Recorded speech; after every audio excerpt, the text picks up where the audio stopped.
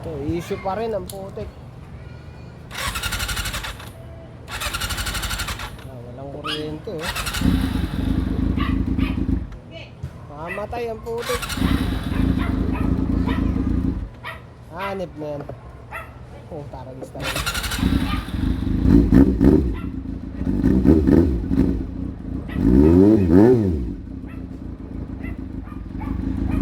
Pag pinihit dito, patay, putik na yan.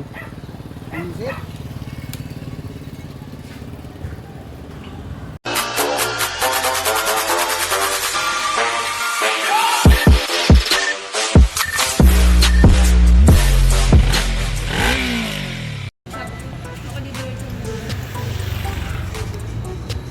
Beteng talaga.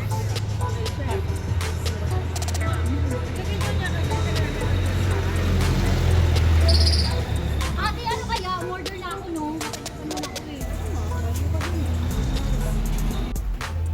Ito, babanatan na ni Moto Monay eh. Ang problema kasi, yung stock na harness, yun, yung mga socket yun, doon sila nag-tap sa harness mismo eh, sa stock eh. Hindi sa socket, kaya ayun, kailangan gupitin ang putik. Wala, talagang gugupitin lahat. Taragis yan. Full harness na natin to. Hanip. Ito na yung full harness. Oh, putik. Yan, naka-automatic na ulit to. Yung original setup, ganyan pa rin. Tapos yung automatic, tapos pinaputol ko yung linya dun para maging bypass ito. Bypass na yan. Yung original setup, ganyan naman talaga yan. Oh, yan, medyo malinis na. Ito kasi, wala yung holder dito, kaya wala, naandyan lang siya. Pero mukhang hindi naman siya gagalaw siyempre, pero hindi naman siguro tatanggal. Ano pa ba? Rectifier yan, fuse box bago. Lahat yan puro G's lang. Meron kami na may pumunta dito Super 4 nung nakaraan, nakalagay mga 20-15. Pumuputok daw kasi yung fuse. Putik. Ibig sabihin may problema yun eh. May problema sa linya o kaya sa load, kaya ganun. Dapat mga G's lang kasi mababa lang talaga konsumo na ito eh. Pag pumutok yan, ibig sabihin may problema. Huwag nyo tataasan kasi pag tinaasan nyo, pupunta sa wire yung problema eh. Magpuproblema eh. Unless mataas yung load dito. Yan yung setup. Hindi maipasok dito kasi nga hindi to stock. Kasi ito nga may mga washer wala, hindi kaya eh. Ito umiikot. Umiikot po.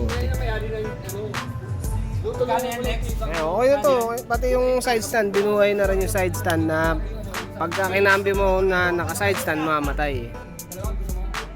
Ingin itong mga to. Pagsasapakin ko itong mga to eh.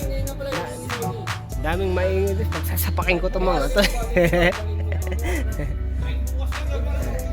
yan, pwede na namin isara. Tapos road test na. Dahil isawsaw natin sa mainit na tubig yun. Kaya gumagana na total na ito na. Maigot.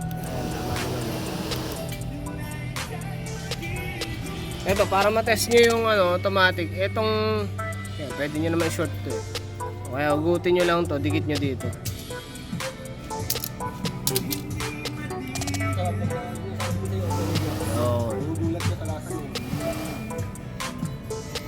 Pag yan, di gumana automatic, may sira yung thermo switch.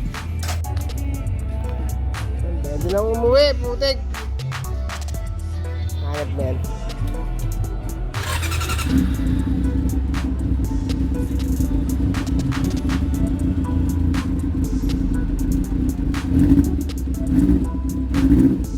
Bakit naging ganun siya? Nakapatay yung gas mo eh.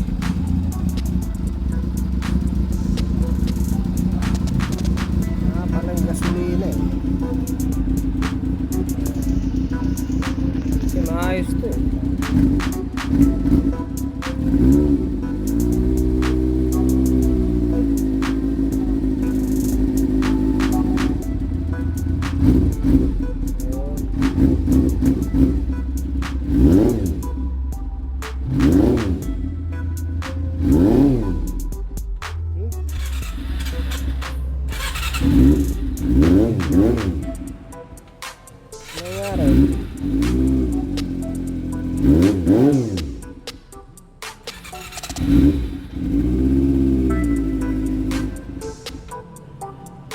Galaw yata ito. Speed screw. Saan yan?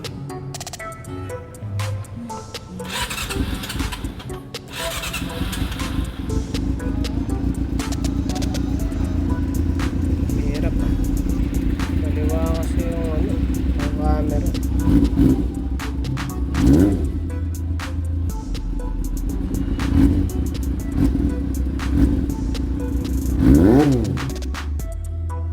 Namatay ah.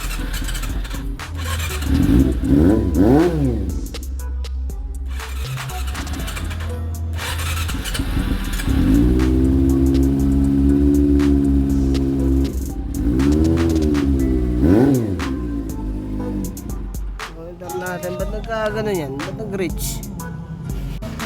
Ayan, putik. Nagtono ulit. Baka dahil sa kuryente eh. Tinono ko ulit eh.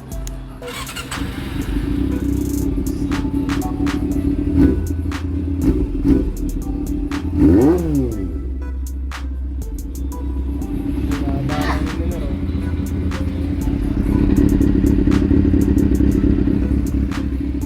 Tinono ko ulit. Siguro dahil sa kuryente nga. Nung nag-harness, nagtono na naman eh.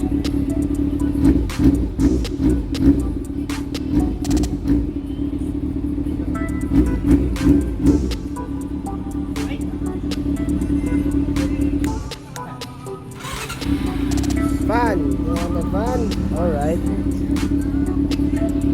Signal. Ito, kompleto na yung mga...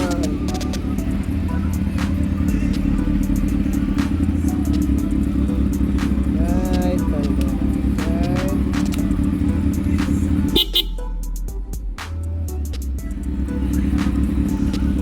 Patay ba?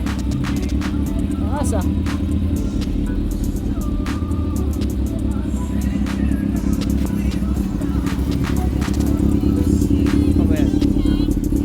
Ay, walang daylight. Pagka sinwitch yung ano, may park nga pala to. Ayan, pag switch ng park, ilaw to, tsaka yung gauge. Sabay sa gauge. Hindi. Naka-common yung gauge tsaka to, yung mga indicator light. Ito lang. Ito mga ilaw sa patay na. Yun. Panis.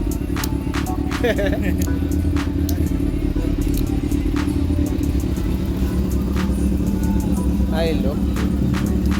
Ayun. Okay na, putik.